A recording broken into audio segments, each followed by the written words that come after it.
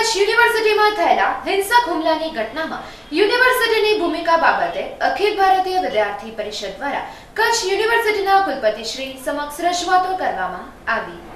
ગઈકાલે તારીખ 27/3/2019ના રોજ શિક્ષણધામ કચ્છ યુનિવર્સિટીમાં ગોઝારી હિંસક જીવલેણ ઘટના બની, જેમાં આર્મ્સ એક્ટનો ભંગ કરી અને ટોળાઓ ઘાતક હથિયારો લઈ અને યુનિવર્સિટીમાં ઘૂસી ચાલુ પરીક્ષાએ ધાંધલ ધમાલ મચાવી અને પરીક્ષા ખોરવી નાખી। ચાલુ પરીક્ષાના ક્લાસમાં પરીક્ષા આપતા એક છાત્ર પર હથિયારોથી જીવલેણ હુમલો કરી અને હથિયારો સાથે યુનિવર્સિટીને બાનમાં લઈ યુનિવર્સિટી સુરક્ષાના છીંડા ઉડાડી અને આ સામાન્ય હિંસક રીતે ઘટનાને અંજામ આપવામાં આવેલ। જો કોઈ વિદ્યાર્થીની નાની ભૂલ કરે તો રોફ જમાવતા અધિકારીઓ હજુ સુધી મૌન સાધી બેઠા છે, જે નિંદનીય બાબત છે। આથી અખિલ ભારતીય વિદ્યાર્થી પરિષદ માંગ કરે છે કે યુનિવર્સિટી ત્વરિત કડક કાર્યવાહી કરે અને સુરક્ષાને વધુ મજબૂત બનાવવામાં આવે તેવી માંગ અખિલ ભારતીય વિદ્યાર્થી પરિષદ દ્વારા કરવામાં આવી હતી। અખિલ ભારતીય વિદ્યાર્થી પરિષદ દ્વારા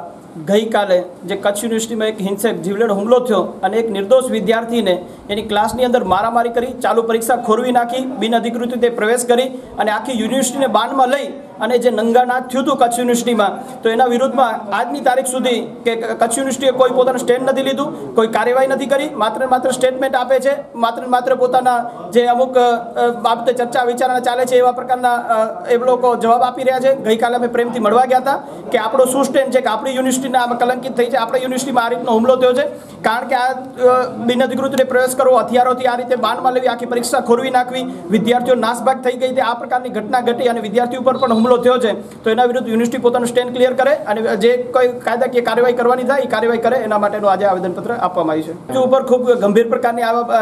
કારણે અસર પડી રહી છે, કારણ કે વિદ્યાર્થી જો સામાન્ય કોઈ ભૂલ કરતો હોય, ચાલુ પરીક્ષા દરમિયાન સામાન્ય ભૂલ કરતો હોય તો 1 વર્ષ, 2 વર્ષ, 5 વર્ષ સુધીની સજા યુનિવર્સિટીની જોગવાઈમાં છે ને આપતી હોય છે। જો પરિવારના સદસ્યને આપણે આ પ્રકારની સજાઓ આપતા હોઈએ તો આ ઘરની બહારનો વ્યક્તિ આવીને બિનઅધિકૃત પ્રવેશ કરી અને આપણા ઉપર હુમલો કરી જાય, છતાં આપણે મૌન સાધી બેસીએ તો એ નિંદનીય બાબત છે। એની અમે બાબતને વખોડી કાઢીએ છીએ અને કડકમાં કડક કાર્યવાહી કરે યુનિવર્સિટી એવી માંગ કરીએ છીએ। બેન આમ તો ગોળ જવાબ આપી રહ્યા છે રજિસ્ટર સાહેબ ને કુલપતિ સાહેબ, પણ અંતે એવું કીધું છે કે અમે કાયદાકીય માર્ગદર્શન લઈ અને એના વિરુદ્ધ જે કાંઈ કાર્યવાહી કરવાની થશે એ અમે કરશું। સિક્યુરિટીની દ્રષ્ટિએ કહેવા માંગે છે કે લાખો કરોડોના રૂપિયાનો ધુમાડો થાય છે આપણી યુનિવર્સિટીનો, કારણ કે લાખો કરોડોના ટેન્ડર આપી દેવા છે પણ સિક્યુરિટી નામે છેડા છે, એમ કે હમણાં તમે આવ્યા તો વર્તમાન જોશો તો એક જ સિક્યુરિટી ગાર્ડ ઊભો છે, એમ તો અંદર આવે છે, રેકી કરે છે, આટા ફેરા કરે છે, હથિયારો સાથે ફરે છે, ત્યાં સુધી કોઈને કાંઈ ખબર પડતી નથી એમ, અને જ્યારે હુમલો થાય છે ત્યારે ખબર પડે છે અને યુનિવર્સિટી પોલીસને જાણ કરીને પહેલાં તો પોલીસને ખબર પડી જાય, ત્યાં સુધી યુનિવર્સિટી નીંદરમાં રહે છે, એમ કે અજાણ રહે છે, આટલો હુમલો થઈ જાય છે છતાંય, તો આ એક યુનિવર્સિટીની મોટી નિષ્ફળતા છે, મોટી ભૂલ છે।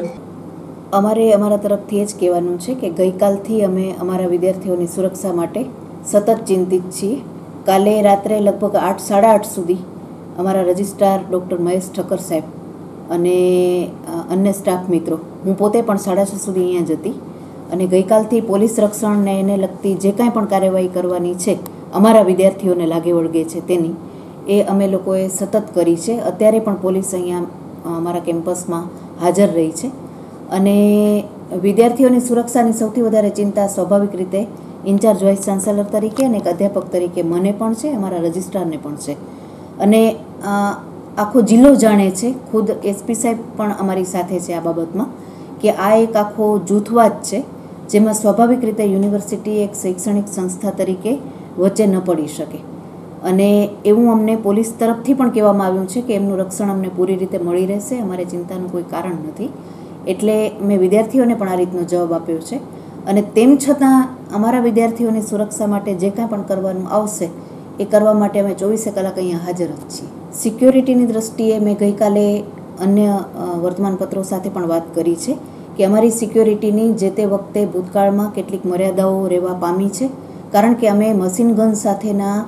અમારા સિક્યોરિટી રાખી નથી શકતા, જે ટેન્ડરની અમારી શરતો હોય છે એ પ્રમાણે,